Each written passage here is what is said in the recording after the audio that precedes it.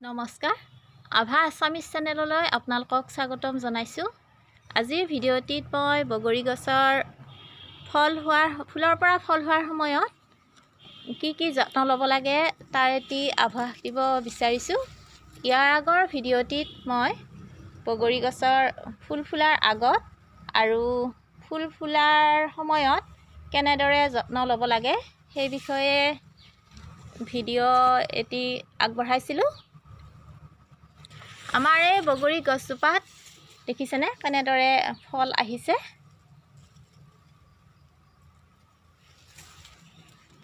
এইজোপাত বগৰী অলপ আগতীয়া হৈছে, সেয়েহে ফলবোৰ ধুনীয়াকৈ এটা মাৰ্বলৰ সমান আকাৰ লৈছে। আৰু এইজোপা বগৰী গছত এতিয়া ফুলৰ পৰা ফলৰ আকৃতি লৈছে। এয়া এইজোপাত সৰু হৈ আছে ফলখিনি।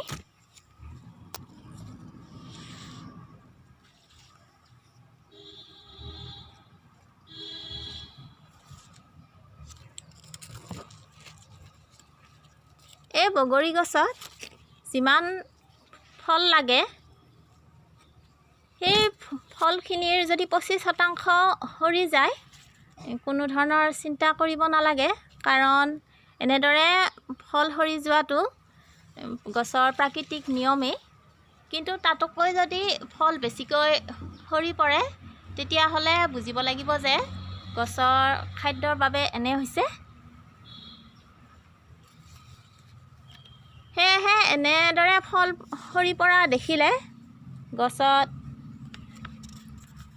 ৰাসায়নিক সাৰ প্ৰয়োগ কৰিলে 50 গ্ৰাম ইউৰিয়া, 200 গ্ৰাম ছুপাৰ ফছফেট আৰু 150 গ্ৰাম MOP সাৰ প্ৰয়োগ কৰিব লাগে।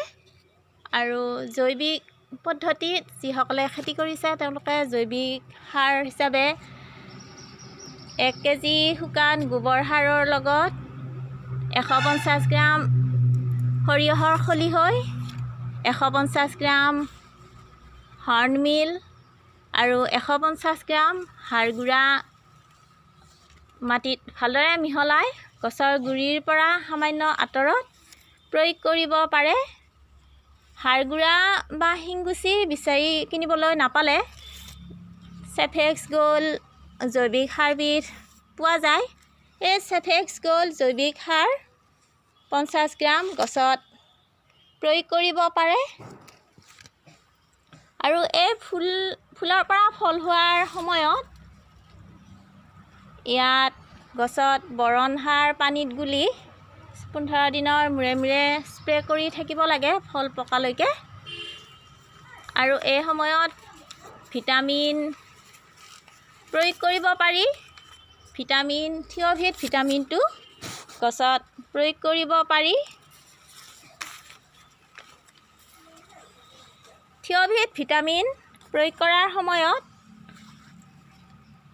1 মিলিলিটাৰ লৈ আৰু 1 মিলিলিটাৰ পানী জিংক ছালফেট 2 গ্ৰাম মিহলাই গছত প্ৰয়োগ কৰিব লাগে। বিছা বা ভেঁকুৰৰ পৰা ৰক্ষা পাবলৈ হ'লে চাফ ফাংগিচাইডৰ লগত নিম অইল 1 লিটাৰ পানীত মিহলাই লৈ ইয়াত প্ৰতি 10 দিনৰ মূৰে মূৰে স্প্ৰে কৰি থাকিব লাগে। আৰু এনেদৰে এই বিছা জাতীয় পোক বা ভেঁকুৰৰ পৰা গছক ৰক্ষা কৰিব পৰা যাব আৰু ফলৰ উৎপাদনো যথেষ্ট পোৱা যাব।